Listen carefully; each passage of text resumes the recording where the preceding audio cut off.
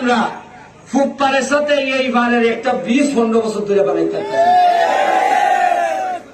আমরা গুদারা দিয়া সারা দেশের মানুষ বরিশালের মানুষ পদ্মা সেতুর উপরে যায় আর আমরা সোনার কেটে যাই গুদারা দিয়া। এরা আইলে বক্তব্য দেয় উন্নয়ন আপনি আমি কই সামনে বক্তব্য দেয় কয় ভাই আমরা পদ্মা সেতু বানাইছি, ভাই আমরা মেট্রো রেল বানাইছি, ভাই আমরা ইটা বানাইছি, ভাই আমরা টানেল বানাইছি, আমরা পারমাণবিক বানাইছি। ঠিক আছে, এটা শেখ হাসিনার অর্জন, ঐতিহাসিক অর্জন শেখ হাসিনার। শেখ হাসিনা এই অর্জনের কারণে সারা পৃথিবীতে সারা জীবন বাংলাদেশের মানুষ তারা মনে রাখবে। শেখ হাসিনার অর্জনের উপরে তুমি আর কয়দিন সপ্তাহে তোমারও জিগাই শেখ হাসিনায় পদ্মা সেতু বানাইছে আর তুমি 15 বছর ধরে কয়ের উপরে একটা ব্রিজ বানাইতে পারলাই না। আরে পদ্মা সেতু কয়জন গেছেন আপনারা হাত তুলুন। ওই আমার খাওয়া এক বেটায় কয় কয় হয়তো পদ্মা সেতুর কথা যে বেটায় কয় এলিভেটেড এক্সপ্রেস এর কথা কয় এই কথা কইয়া বেটায় আপনারা আরো মারতে চায়, মানে 700 টাকা খরচ করে দেখতেই চায় হয় এমনি তো নাই টাকা শোনার ইতিহাস বেটায় যে কয় পদ্মা সেতু এটা যাইতে আইতে লাগে 1400, মানে 1400 টাকা খরচ করে শোনার মানুষের দীক্ষাই তো।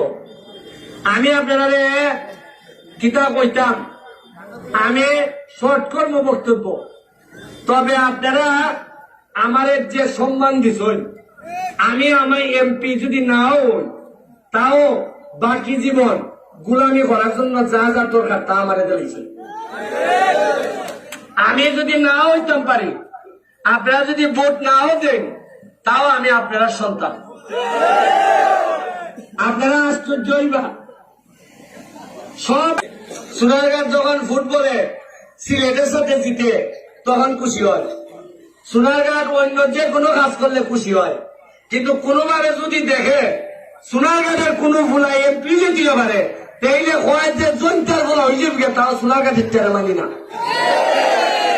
আমি আপনারা কইয়া রাখি ভাই সাহেব, আমরা শাহজালাল এলাকার লোক, আমার কথা বললো যে কি পারে যদি এইবার আমার এরা বিদায় দেয় আপনারা যদি আমার বাঁচাইতে না পারেন আগামী 50 বছরও আপনারা ছেলে মেয়ে নেতা হইতে পারবেন। এইবারের যে সুযোগ হয়েছে, এইবারের যে আপনারা যে ভালোবাসা আমার দেখাইতেছেন, যদি এই ভালোবাসা 7 তারিখ পর্যন্ত ধরে রাখতে পারেন আর যদি নেতৃত্ব নিয়ে আইতে পারেন, আমি আপনারা কইতাছি আমার যদি মেন দেওয়া পারেন 50 বছর